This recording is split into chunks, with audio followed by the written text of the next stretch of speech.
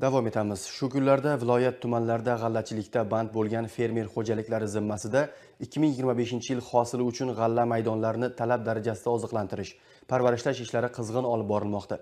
Buxoro tumanida o'tkazilgan seminarda bu borada oldinda turgan dolzarb vazifalar muhokama qilindi. Tafsilotlari bilan so'z muxbirimiz Shamshod Jafarovga.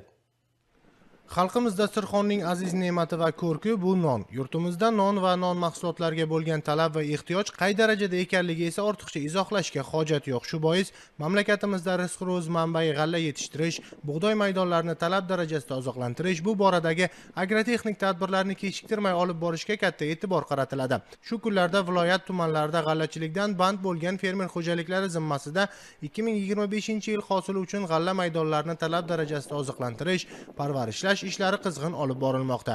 Aynan g'allachilik yo'nalishida amalga oshirilayotgan islohotlar samarasi o'laroq bugunga kelib viloyatda 65 ming gektar yerda 10 ta klaster korxonasi tashkil etilib, ularga 3,4 ming gektar yer to'g'ridan to'g'ri ajratilgani va 6,6 ming gektar g'alla maydoni uchun mavjud 3 mingtaga yaqin fermer xo'jaliklari biriktirib berilgani, xo'jaliklar moddiy manfaatdorligi elimiz dasturxoni to'kinligini ta'minlashda katta ahamiyat kasb etmoqda. Shu nuqtai nazardan Buxoro tumanidagi Panji Fayz obod fermer xo'jaligi dalasida tashkil etilgan ko'rgazmali amaliy seminar 2025-yil hosili uchun ekib undirilgan g'alla massasini bargidan oziqlantirish, tomchilatib sug'orish, parvarishlash masalalariga bag'ishlandi.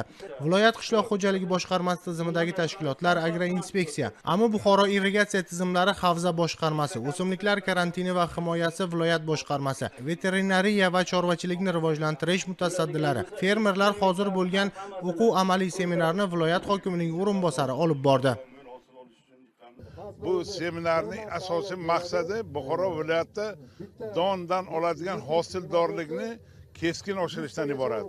Ya'ni oldinlar Buxoro viloyati 60-80 sentner atrofida hosil olishni mo'ljallagan bo'lsa, endi 80-100 sentner atrofida hosil olish agrotexnikalarini qanday qilib amalga oshirishni bugun seminarda ko'rilyapti. Bu seminarda stipendiyalardan qanday foydalanish, qaysi muddatda foydalanish, qancha miqdorda foydalanish, qanday temperaturada foydalanish va hokazo shunga o'xshaganlarni batafsil muhokama qilyapti. Shu bilan birgalikda qaysi kasalliklarda, ayniqsa Buxoroda uchraydigan zang kasalligi, sariq va ko'mirdan kasalligiga qarshi qanday kurash kerak, undan tashqari xas va shilliq qurt tushadigan hasharotlarga qanday kurash kerak, shu preparatlarning miqdori, ulardan qo'llash vaqti, mana shular haqida asosan so'z boryapti.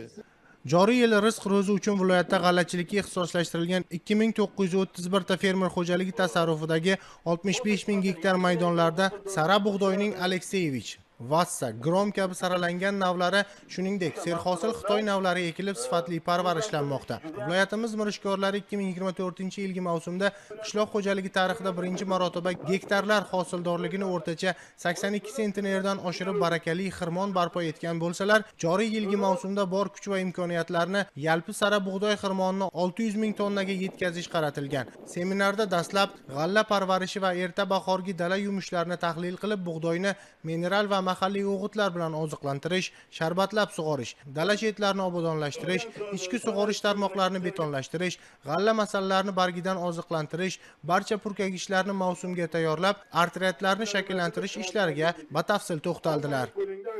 Bu yerda asosiy maqsad qishloq xo'jaligi yerlarida innovatsion proyektlarni amalga oshirish, yangiliklarni kiritish, yangi loyihalar bilan qishloq xo'jaligi yo'nalishini dunyoga taratish, dunyoga, jahon bozorlariga chiqib eksportni yo'lga qo'yish.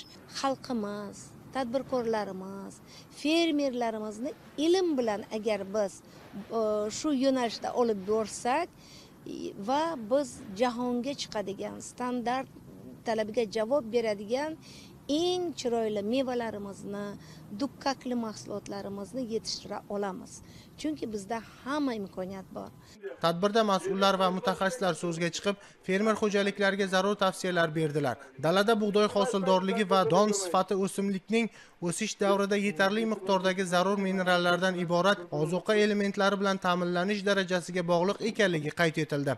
Ekinlarni oziqlantirishda mineral o'g'itlarni to'g'ri tanlab qo'llanilishi, g'alladan yuqori va sifatli hosil olish garovi ekanligi ta'kidlandi.